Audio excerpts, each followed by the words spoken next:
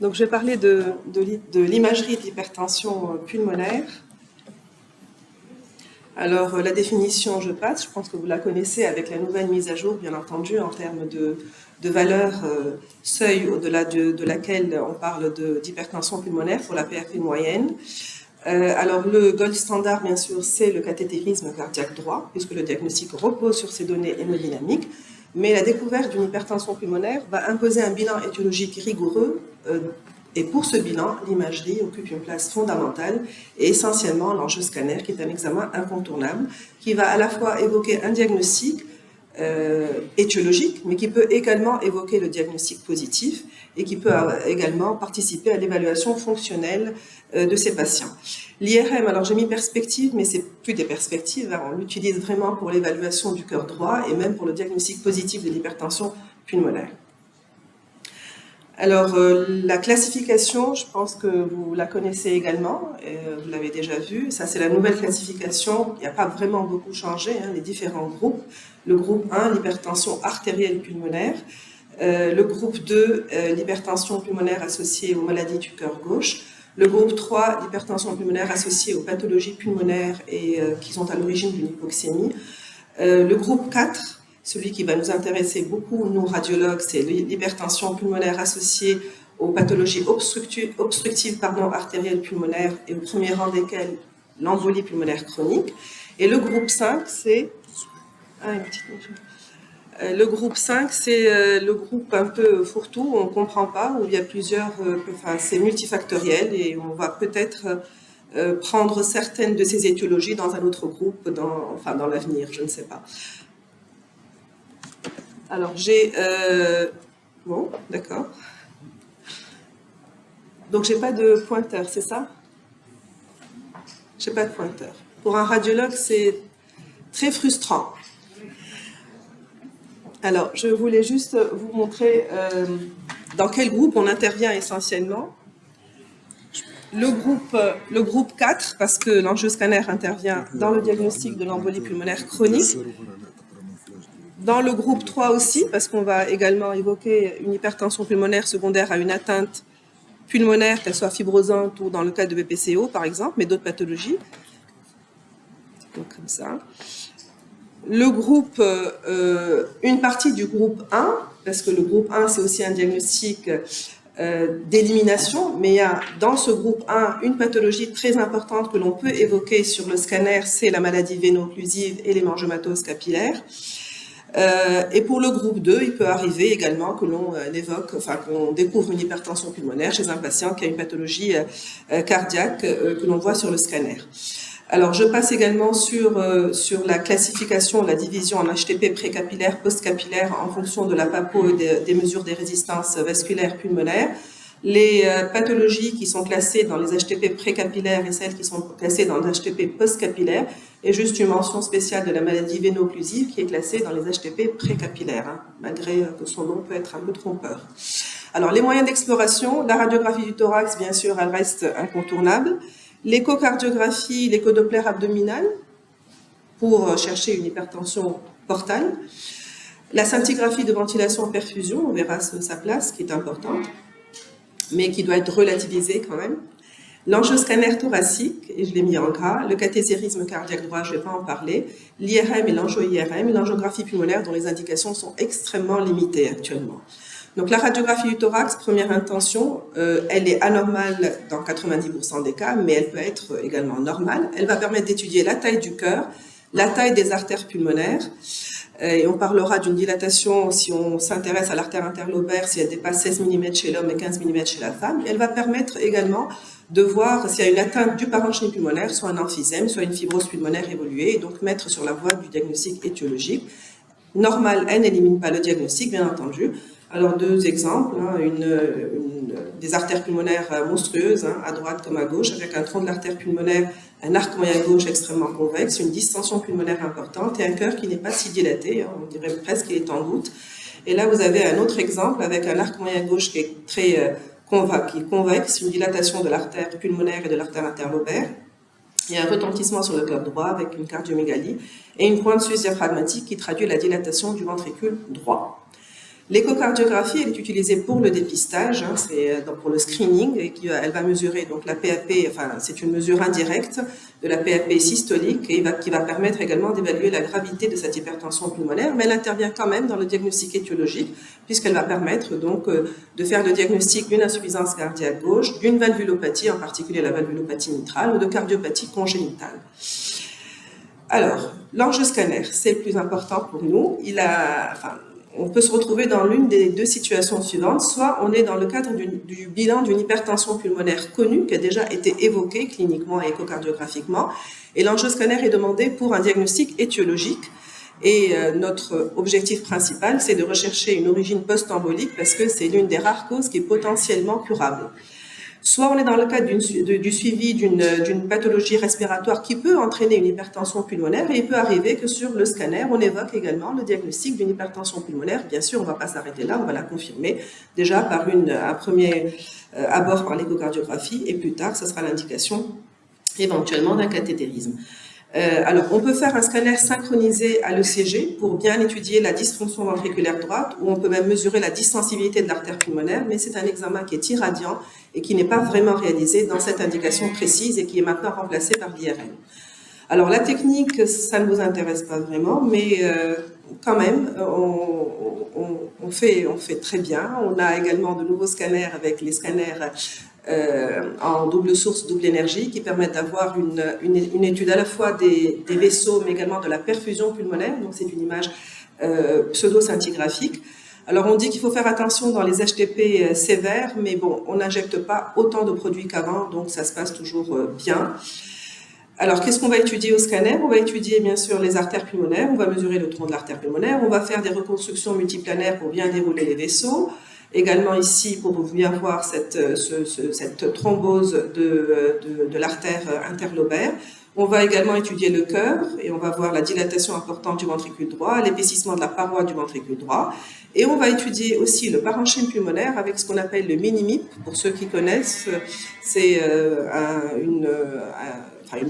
type de reconstruction qui permet de sélectionner les densités négatives en parenchyme pulmonaire et qui va permettre de bien voir cet aspect en mosaïque du parenchyme pulmonaire qui traduit des anomalies perfusionnelles qui peuvent se voir dans l'hypertension pulmonaire primitive, l'HTAP, mais également dans l'hypertension pulmonaire post-embolique, et auquel cas ces anomalies perfusionnelles vont être systématisées. Alors, les objectifs du scanner, c'est d'évoquer le diagnostic positif sur des signes qui ne sont pas spécifiques, qui se voient quelle que soit l'étiologie de l'hypertension pulmonaire, mais également d'évoquer un diagnostic étiologique.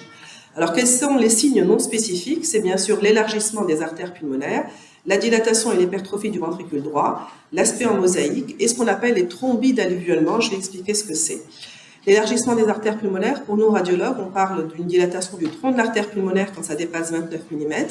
Et il y a mieux que ça, il y a le rapport artère pulmonaire tronc de la paix sur la aorte ascendante qui est plus sensible et qui est mieux corrélé à la PAP moyenne, mais chez les patients de moins de 50 ans, au-delà de 50 ans, on sait que la aorte ascendante se dilate un peu, donc ce rapport a moins de valeur.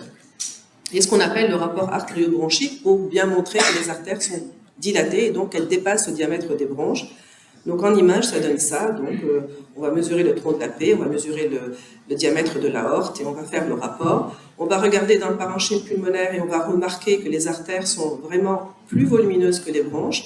Et ce rapport doit dépasser 1 dans au moins 3 lobes pour évoquer une hypertension pulmonaire. Deuxième signe, le cœur droit. On va regarder donc s'il est dilaté ou pas. Et on dira qu'il est dilaté quand le diamètre dépasse le diamètre du ventricule gauche, parce que le ventricule droit est toujours plus petit que le ventricule gauche. Regardez ici, de façon normale. On va mesurer son épaisseur aussi. L'épaisseur du ventricule droit est très fine, hein. Généralement c'est 2 mm, et dès que ça dépasse 3 mm, on parle déjà d'une hypertrophie ventriculaire droite. On va regarder aussi l'infundibulum pulmonaire, regardez ici comme il est épaissi, et il va prendre un aspect trabéculé, un peu comme le ventricule gauche, ce qui n'est pas normal pour un ventricule droit. La dilatation, je vous l'ai dit, donc là vous avez une énorme dilatation du ventricule droit, et vous avez même un retentissement sur le septum interventriculaire qui est convexe vers le côté gauche. Cette dysmorphie septale est très importante parce qu'elle traduit une pression dans les cavités droites qui est assez importante, et ça se voit surtout dans les cœurs pulmonaires aigus. L'aspect en mosaïque du parenchyme pulmonaire, c'est ça, donc une alternance de plages hypodenses et de plages hyperdenses. Et les zones pathologiques, ce sont ces zones hypoperfusées avec une redistribution vasculaire vers les zones saines, et donc ça donne cet aspect en mosaïque que l'on connaît. Le quatrième signe, qui est un signe qui n'est pas fréquent, c'est thrombie d'alluvionnement. Alors les trombies d'alluvionnement, ils ont été initialement décrits avec le syndrome d'Eisenmenger, dont on vient de parler, qui en fait est la conséquence d'un shunt gauche-droit qui finit par s'inverser. Donc là, c'est un exemple pour dans une CIV, qui à la longue finit par s'inverser parce que les cavités droites, la pression dans les cavités droites devient très importante, et vous voyez l'épaississement important du ventricule droit d'ailleurs. Et donc, mais ça ne se voit pas uniquement dans cette pathologie. Alors, ces thrombies d'alluvionnement, ils se voient dans les artères pulmonaires, dans les grosses artères pulmonaires et l'artère interlobaire, et c'est lié à une anomalie de flux, un ralentissement circulatoire, et il faut les différencier de l'embolie pulmonaire chronique parce qu'en fait, c'est une conséquence et non pas une étiologie de l'hypertension pulmonaire. Donc, souvent, on se pose des questions, on réfléchit entre nous, et voilà. Donc, l'intérêt de la discussion. Donc, deuxième objectif de l'angioscanner, le diagnostic étiologique, et là on vient au plus important. Première étiologie que l'on va diagnostiquer sur l'angioscanner thoracique, c'est l'hypertension pulmonaire post-embolique, complication d'un ou plusieurs épisodes d'embolie pulmonaire qui passent souvent inaperçus. Son incidence, elle est diversement appréciée dans la littérature, entre 0,5 et 2%. Et on rapporte une obstruction, quelle est la conséquence souvent d'une obstruction qui dépasse 60% du lit vasculaire artériel, mais ce n'est pas systématique. On a des embolies pulmonaires graves et bilatérales qui évoluent très bien. Donc pourquoi, sur le plan de la pathogénie, comment ça se passe en fait? Le matériel thrombo-embolique qui ne se lisse pas par le traitement, donc qui reste, va se transformer, va subir une transformation fibreuse avec une destruction intimale et une infiltration de la média qui va donner un épaississement pariétal, une obstruction, une sténose. Et quand il y a une recanalisation des artères, il va y avoir la persistance de bandes fibreuses qui donnent ces images qu'on vous décrit sur les comptes rendus en web, donc comme des toiles d'araignée qui sont liées à une recanalisation et à la persistance de bandes fibreuses qui traversent les artères pulmonaires. La conséquence de cette embolie pulmonaire chronique, c'est une vasculopathie artériolaire pulmonaire distale par haut débit dans les zones qui restent vascularisées ou partiellement obstruées, et donc une thrombose par bas débit en aval. Donc ce qui fait qu'en réalité, la conséquence de tout ça, c'est qu'on finit par avoir un remodelage de la microcirculation pulmonaire qui ressemble à celui observé dans l'hypertension artérielle pulmonaire idiopathique. Donc ça se mélange un petit peu parce que la conséquence est justement cette vasculopathie à long terme. Et puis c'est le fait que cette hypertension pulmonaire post-embolique va s'aggraver sur le plan hémodynamique, même en l'absence de récidive d'embolie pulmonaire aiguë. Donc c'est une pathologie qui évolue en fin de compte pour son propre compte. Sur le plan des signes scanographiques, on va avoir les signes dont on vient de parler, qui sont les signes morphologiques des dilatations d'artères pulmonaires, et surtout les signes de thrombose chronique qu'on va rechercher, qui sont les caillots qui sont marginés, les épaississements des artères pulmonaires, les calcifications des embolies, des thrombus, et les images qu'on vient de décrire, les images en bande. Et puis un autre signe important, c'est l'hypervascularisation systémique bronchique, parce qu'il faut bien que les choses compensent, et la compensation se fait aux dépens de ces artères bronchiques que l'on va découvrir, que l'on va étudier, et qui vont paraître extrêmement dilatées. Alors voici ce qu'on voit au scanner. D'abord les thrombis qui sont incorporés à la paroi avec des angles de raccordement qui sont ouverts. Contrairement ici à un embole aigu, vous voyez que l'angle de raccordement avec la paroi artérielle est aigu. Ici, une sténose par une incorporation du thrombus qui donne un épaississement, un pseudo-épaississement de la paroi que vous voyez ici avec une artère et une lumière qui reste filiforme. Ici aussi, regardez ici, donc un épaississement pariétal. Et là, vous avez une occlusion d'une artère et qui diffère de l'embolie pulmonaire aiguë par le fait que l'artère est réduite de calibre. Et c'est ce qui nous permet de dire que ce n'est pas une embolie pulmonaire aiguë, mais une embolie pulmonaire chronique. Alors, les fameuses images en web, regardez ici, une image linéaire qui traverse l'artère, également une image linéaire ici au niveau de l'artère lobaire inférieure, on voit le départ de l'artère lobaire moyenne, et les thrombis calcifiés que vous voyez ici, également ici. Les signes artériels, j'ai parlé de l'hypervascularisation artérielle pulmonaire, qui est bronchique et non bronchique. Elle est liée donc à une ouverture des shunts qui vont essayer de compenser en fait cette amputation du lit vasculaire artériel pulmonaire. Et on la voit au scanner sous la forme d'une dilatation des artères pulmonaires qui normalement sont à peine visibles. Quand on les voit, c'est qu'elles sont déjà dilatées. Et quand on voit qu'elles arrivent au niveau des îles, c'est qu'il y a une hypervascularisation artérielle bronchique. Et bien ça donne ça, regardez, un aspect dilaté et tortueux des artères bronchiques et même des artères non bronchiques, puisque là c'est l'artère diaphragmatique qui est également sollicitée pour essayer de compenser cette amputation du lit artériel pulmonaire. Alors, les signes parenchymateux qui permettent d'évoquer une hypertension pulmonaire post-embolique, ce sont les pseudodilatations de bronches. Pourquoi on dit pseudodilatation? Parce qu'en fait, les artères sont occluses, et comme c'est une occlusion chronique, elles vont être réduites de calibre, et donc on va avoir l'impression que les bronches sont dilatées, mais en fait, elles ne le sont pas, ce sont des pseudo-DDP. La perfusion en mosaïque, mais qui est systématisée, contrairement à l'hypertension artérielle pulmonaire, où on a des anomalies perfusionnelles non systématisées. Et puis les séquelles parenchymateuses sous la forme d'atelectasie ou de cavité qui sont la conséquence parfois d'infarctus. Donc là, vous voyez, regardez la taille de l'artère postéro-basale ici et la taille de ces artères. Alors là, c'est la paracardiaque et là, c'est la ventrobasale. Il ne faut pas dire que les bronches sont dilatées, il faut juste dire que l'artère est réduite de calibre. Là, on voit une occlusion chronique de l'artère lobaire inférieure et qui va vers la lobaire moyenne. Et puis là, vous voyez, regardez ici, l'hypervascularisation avec une artère bronchique droite qui est vraiment monstrueuse. Et là, vous voyez en reconstruction mini-MIP, en reconstruction coronale mini-MIP, l'hypovascularisation très importante du lobe inférieur qui contraste avec des zones qui restent relativement bien perfusées. Mais il y avait également, de l'autre côté également, des défects perfusionnels, disons des anomalies, une perfusion en mosaïque également du côté gauche qui était liée à une embolie contralatérale. Alors, je vous présente un cas clinique pour illustrer ce que je viens de dire. C'est un homme de 57 ans qui a des antécédents de phlébite qui consulte pour une dyspnée récente d'aggravation progressive. Donc, voici son enjeu scanner. Alors, comme vous pouvez le constater, il y a une dilatation du tronc de l'artère pulmonaire et même à vue d'œil, on voit qu'elle est plus volumineuse. Mais bon, il a 57 ans, mais bon, il n'a pas encore une dilatation de la horte ascendante. En tout cas, il a une dilatation du tronc de l'artère pulmonaire qui est évidente. Et qu'est-ce que vous voyez d'autre? Puisqu'on vient de parler de l'hypervascularisation systémique bronchique, on voit quand même que les artères bronchiques sont assez volumineuses. Donc, on les voit très très bien. Et elles vont même au-delà, enfin elles vont au niveau du hile, elles traversent le hile, elles vont là autour de l'artère interlobaire. Donc il y a bien une hypervascularisation systémique bronchique. Regardez ici, elle est très importante, d'accord? On regarde le cœur droit, on voit que le ventricule droit est dilaté. On monte un peu, enfin on est un peu plus bas que l'infundibulum, mais on voit que l'épaisseur du ventricule droit est importante. Donc il y a un retentissement cardiaque droit de cette hypertension pulmonaire qui est manifeste. Il y a une hypervascularisation systémique bronchique, donc on se dit il y a peut-être une embolie pulmonaire chronique et pourtant on n'a rien vu sur les artères, on a bien regardé, on n'a rien vu.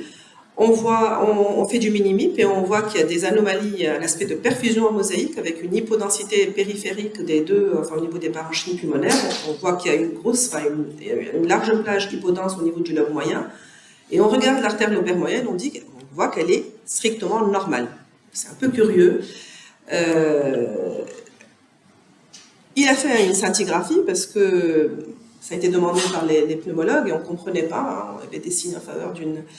Et il y avait de multiples défects perfusionnels périphériques bilatéraux qui évoquaient, selon la scintigraphie, une hypertension pulmonaire post-embolique. On revient sur le scanner, on voit que vraiment, jusqu'en périphérie, il n'y a strictement rien. D'accord ? Alors, cathétérisme droit, hypertension pulmonaire précapillaire avec une PAP moyenne à 58, une PAP systolique à 98. Dans la foulée, il a fait un test ONO qui n'était pas considéré comme positif puisque là, les valeurs restaient supérieures à 40. Le test de réversibilité donc était considéré comme négatif. Le reste du bilan était négatif. Et en réalité, le diagnostic définitif qui a été retenu, c'est une hypertension artérielle pulmonaire, puisqu'il n'y avait aucun signe en faveur d'une embolie pulmonaire chronique. Il n'est pas allé jusqu'à l'angiographie pulmonaire, mais il n'y avait aucun signe. Et voilà. Donc, juste pour vous dire que parfois, ça peut être trompeur, et même l'hypervascularisation systémique est corrélée classiquement au caractère post-embolique de l'hypertension pulmonaire. Quand on regarde et quand on cherche dans la littérature, on voit également, parce qu'il n'y a pas de 100% en médecine, mais on le sait tous, que dans 14% des hypertensions artérielles pulmonaire, on voit une hypervascularisation systémique bronchique. On voit également des anomalies perfusionnelles qui sont pas systématisées comme le sont les anomalies perfusionnelles de l'hypertension pulmonaire post-embolique. Un autre exemple d'une jeune fille de 15 ans opérée à 5 ans pour une tumeur de l'oreille droite, c'était une tumeur amorphe bénigne calcifiée, que Mme Hanzeli connaît, qui a été compliquée d'embole, perdue de vue. Elle arrive à l'âge de 15 ans avec une hypertension pulmonaire à 70 mm de mercure. On voit bien la dilatation très importante du tronc d'artère pulmonaire. Et là, vous voyez que l'obstruction des artères pulmonaires n'était pas d'origine embolique, mais était liée à ces emboles tumoraux calcifiés, qui étaient très importants, enfin assez diffus. Il y en a même un au niveau de la veine cave inférieure, qui a reflué d'ailleurs certainement. Et puis là, vous voyez la dilatation importante du ventricule droit et de l'oreillette droite qui était monstrueuse avec le sinus coronaire que vous voyez ici qui est dilaté. Troisième exemple d'un homme de 39 ans, dyspnéique, antécédent là, de kystidatique du ventricule droit opéré. Et là, c'est pour illustrer une hypertension pulmonaire post-embolique, mais pas cruorique, qui était liée à un kystidatique que vous voyez ici, d'ailleurs, qui avait récidivé au niveau du ventricule droit avec une embolie hydatique que l'on voit bien ici sous la forme de nodules pulmonaires qui élargissaient également le diamètre, le calibre des artères pulmonaires, donc HTP post-embolique lié à une embolie hydatique. Deuxième étiologie qu'on doit rechercher, qu'on doit savoir reconnaître au scanner, c'est la maladie véno-occlusive avec la deuxième qui est aussi rare, mais l'hémangiómatose capillaire pulmonaire. Ce sont des maladies qui sont rares, qui sont individualisées dans le groupe 1 et qui sont liées à une atteinte soit vénulaire prédominante, soit capillaire prédominante pour l'hémangiómatose capillaire, responsable d'un œdème pulmonaire chronique et d'une hémorragie alvéolaire avec une hémosidérose. Le diagnostic est anatomopathologique, mais on n'y arrive jamais parce que la biopsie est dangereuse. Et donc, on essaie d'approcher le diagnostic par l'imagerie. Sur le plan hémodynamique, c'est une hypertension pulmonaire précapillaire.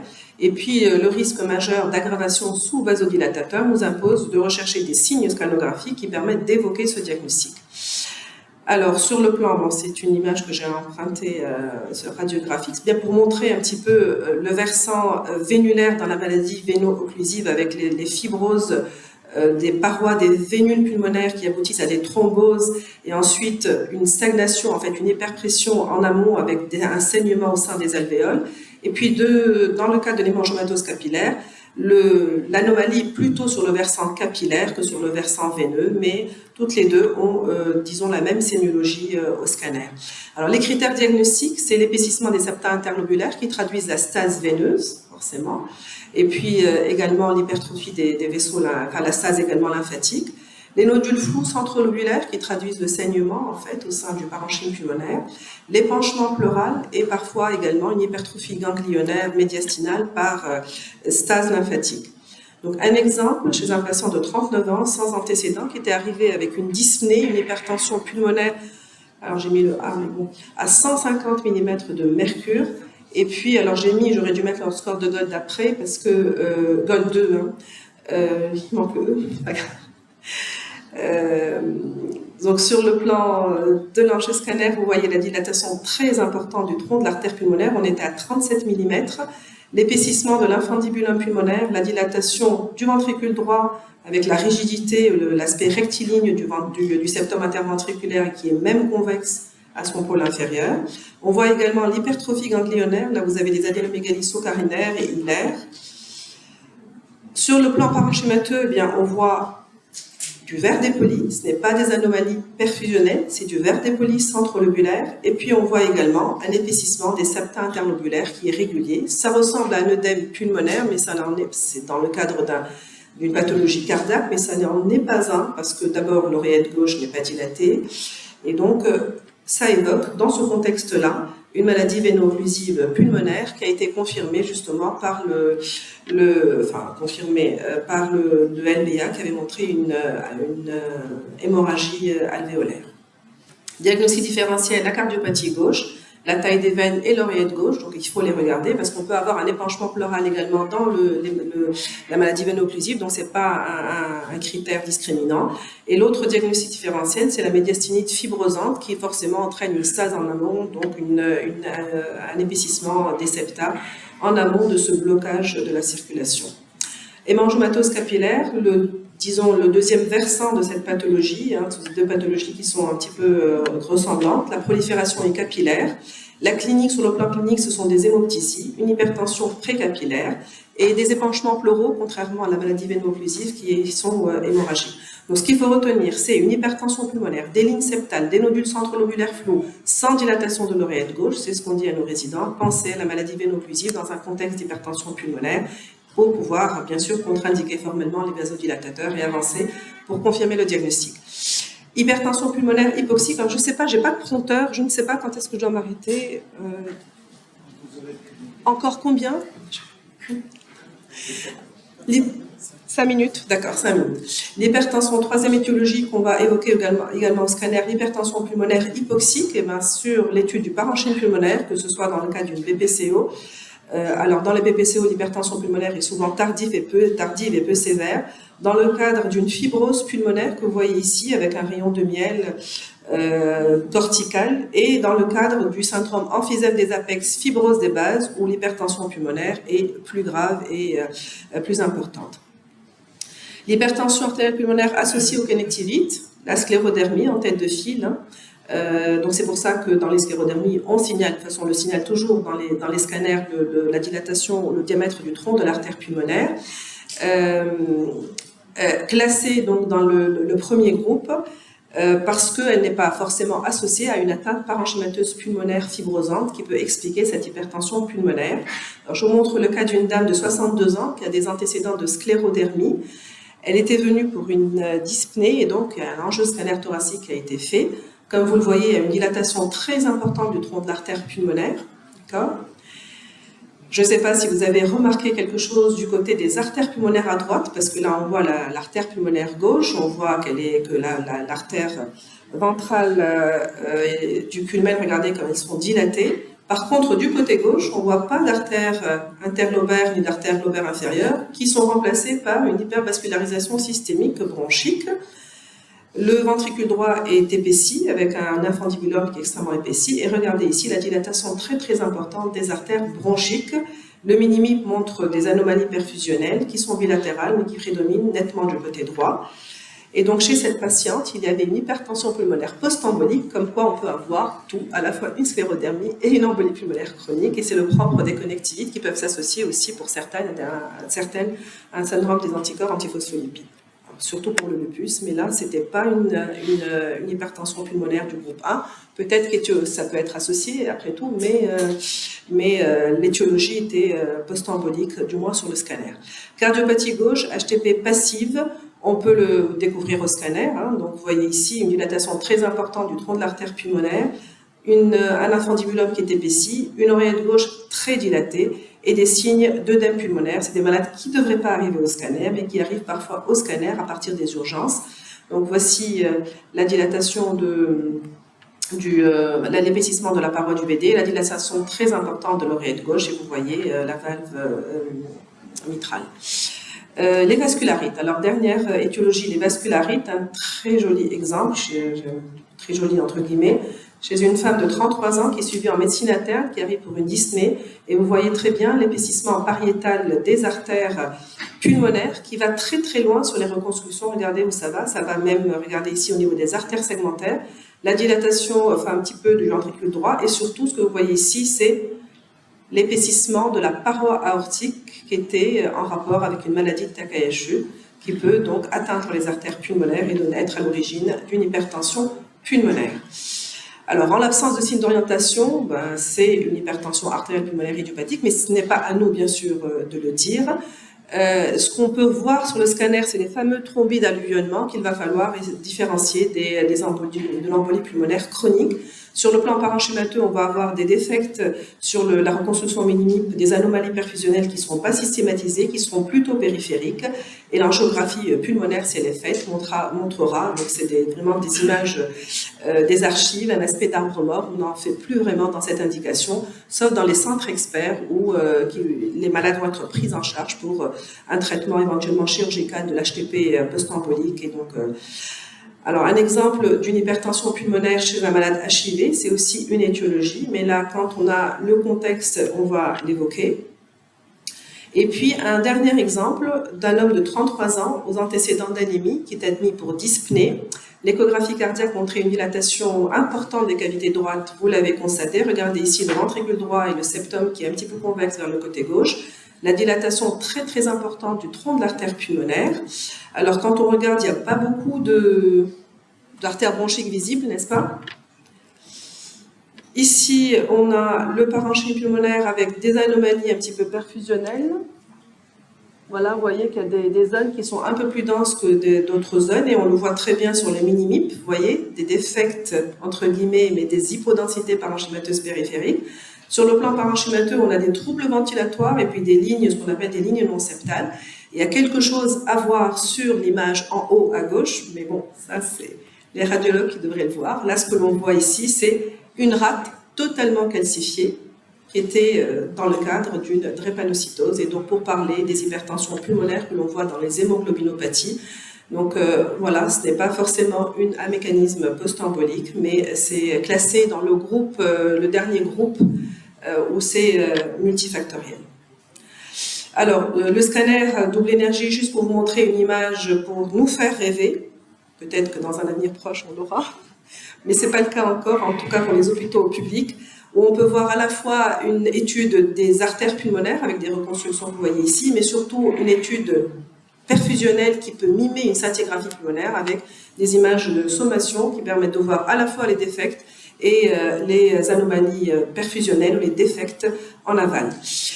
Alors, un mot de l'IRM pour dire qu'on en parle beaucoup, autant que l'échocardiographie. On en fait moins parce que ce n'est pas accessible forcément, mais elle peut être utilisée à la fois pour le diagnostic de l'hypertension pulmonaire par l'étude de la distensibilité des artères pulmonaires, mais également pour le retentissement sur le cœur droit, le volume, la fraction d'éjection, le volume du ventricule droit, mais aussi également le retentissement sur l'oreillette gauche, avec la dilatation de l'oreillette gauche pour le diagnostic d'une insuffisance cardiaque à fonction diastolique conservée. Le rehaussement tardif pour montrer la fibrose pulmonaire qui peut être vue également chez des patients qui sont porteurs d'une hypertension artérielle pulmonaire. L'étude des septales, donc on ne va pas... Juste peut-être quelques images pour vous montrer, et encore, ce sont des images anciennes, pour vous montrer qu'on peut faire à la fois de l'IRM perfusionnel, où on peut voir des défects ici, et également une angio-IRM pour voir également, un peu comme ce qu'on fait en scintigraphie, donc associer les défects perfusionnels sur l'angio-IRM aux défects, l'obstruction vasculaire aux défects perfusionnels sur l'IRM de perfusion. Donc ça, c'était une étude qui avait comparé en fait l'apport de l'IRM à l'angiographie et à la scintigraphie. Je ne pense pas qu'on en ait refait une autre depuis. Pour revenir à la petite fille qui avait été opérée, on avait fait une IRM juste pour vous montrer qu'on peut également en IRM, même sur nos IRM, étudier des signes, disons, basiques, comme la dilatation du tronc de l'artère pulmonaire, mais également la distensibilité, ça se fait également sur n'importe quel IRM. Bon, là, c'était pas très utile parce qu'on avait le diagnostic de l'hypertension pulmonaire, mais c'était juste pour vous montrer qu'on pouvait également le faire avec également les défects perfusionnels qui sont en aval de ces obstructions vasculaires. Je termine en 2 minutes pour dire que la scintigraphie de ventilation perfusion, bien sûr, dans les centres experts, elle est obligatoire. On dit que sa sensibilité dépasse celle de l'angioscanner. J'ai mis un petit point d'interrogation parce que j'ai trouvé un article que je vais vous montrer. L'angiographie pulmonaire n'est pas réalisée, bien sûr, de façon courante. Bilan avant endartériectomie pour les embolies pulmonaires proximales lobaires, toujours en centre expert. Donc là, c'est juste pour comparer justement ce que je disais, les performances de la scintigraphie à celles de l'angioscanner thoracique, pour dire qu'elles sont similaires. La sensibilité de la scintigraphie est légèrement supérieure, mais la spécificité est moindre que celle de l'angioscanner. Et on l'a vu à travers le dernier cas qu'on a vu. Donc pour conclure, il y a une place fondamentale de l'imagerie, en particulier de l'angioscanner, pour le diagnostic et la prise en charge de ces hypertensions pulmonaires. Et ce qu'il faut retenir, c'est les signes d'embolie pulmonaire chronique, donc reconnaître ces signes qui évoquent cette étiologie d'HTP post-embolique, et également les pathologies pulmonaires qui peuvent s'accompagner d'une hypertension pulmonaire, et surtout pour nous radiologues, reconnaître les signes qui évoquent une maladie véno-occlusive pour pouvoir donc éviter la prescription de vasodilatateurs. Alors, je ne sais pas si je peux vous montrer ça parce que ça date un peu. Je pense qu'il y a peut-être une mise à jour de tout ce qui est prise en charge, mais moi, je trouve que c'est assez... je trouve que c'est intéressant par rapport à la chronologie des examens cliniques. On commence toujours par une radiographie du thorax, forcément. L'échocardiographie, c'est l'examen forcément de première intention qui va dépister cette hypertension pulmonaire. Après, il y a la flèche vers la scintigraphie de ventilation-perfusion, mais moi je préfère cette flèche, puisque ce que l'on fait donc en pratique clinique, c'est l'angioscanner qui va permettre donc d'évoquer ces diagnostics dont on vient de parler. L'imagerie par résonance magnétique n'est pas systématique, mais elle peut aider en particulier pour le retentissement sur le cœur droit et évaluer donc cette évolution éventuellement sous traitement. Et bien sûr, le cathétérisme cardiaque droit, il arrive en dernière phase de ce cycle ou de cet algorithme de prise en charge sur le plan diagnostique. Voilà, je vous remercie.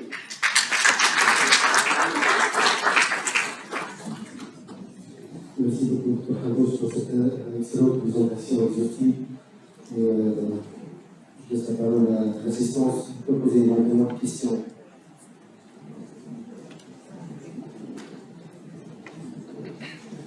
Merci madame pour la clarté de votre exposé, c'est vraiment intéressant. Mais à quelle justice là nous avons pourquoi est-ce que vous regrettez de ne pas savoir que les images de reconstruction en 3D? Il y a des logiciels qui sont gratuits et vous pouvez avoir d'excellentes images en téléchargeant par exemple le 3D Slicer. Non, c'est pas le 3D qui nous dérange.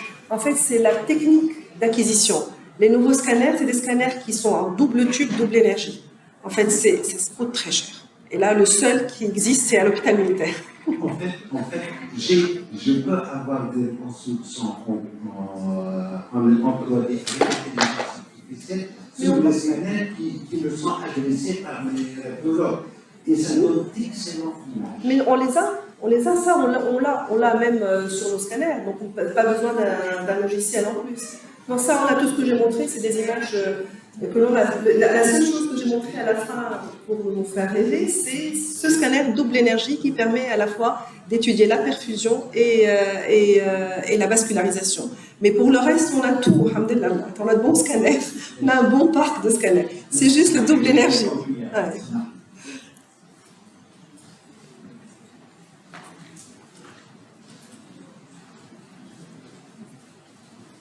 Donc, je voulais poser la question par rapport à l'apport de l'angioscanner dans l'embolie chronique. Vous savez qu'on ne dispose pas depuis très très longtemps de la scintille de ventilation. Est-ce que il y a une performance de scanner et est-ce que une certaine performance du scanner et est-ce qu'il faut que le radiologue soit expert en pathologie thoracique pour nous dire sur l'angioscanner le diagnostic d'embolie d'HTP post-embolique est formellement éliminé. Je crois qu'on n'a pas besoin d'être expert. Dr Zrig nous le dira aussi. Reconnaître une embolie pulmonaire, tout radiologue peut le faire, première chose. Après, je vous ai montré un exemple où vraiment la discussion a été longue avec les cliniciens parce qu'il y avait une discordance entre la scintigraphie et l'angioscanner. Et là aussi, c'est l'objectif de la discussion pluridisciplinaire. Et on devrait, ça c'est un appel, créer un staff hypertension pulmonaire. Parce que réellement, ce sont des maladies qui sont rares et qui sont difficiles à prendre en charge. Et parfois, on a des discussions qui sont très constructives, mais qui sont nécessaires pour pouvoir aboutir à un diagnostic. Donc, j'ai montré les signes de l'embolie pulmonaire chronique et comment on les différencie de l'embolie pulmonaire aiguë. Franchement, moi, je trouve que l'angioscanner, c'est un examen qui est extrêmement fiable pour le diagnostic de l'embolie pulmonaire. Après, il y a des discordances parce que ce que l'on voit comme défect perfusionnel sur la scintigraphie ne correspond pas forcément à une obstruction vasculaire puisqu'on a parlé de l'évolution pour son propre compte et de cette vasculopathie qui s'installe à la longue qui peut donner des défects perfusionnels. Et donc, voilà, donc on est un petit peu... Après, dans un centre expert, c'est absolument nécessaire. Bon, on sait que l'hypertension pulmonaire doit être prise en charge dans des centres experts. Et là, bon, ils ont peut-être une panoplie d'examens qui permettent, et une discussion qui permet d'aboutir à un diagnostic. Et juste pour répondre à ta question, l'angioscanner permet vraiment de répondre est-ce qu'il y a ou pas une embolie pulmonaire chronique.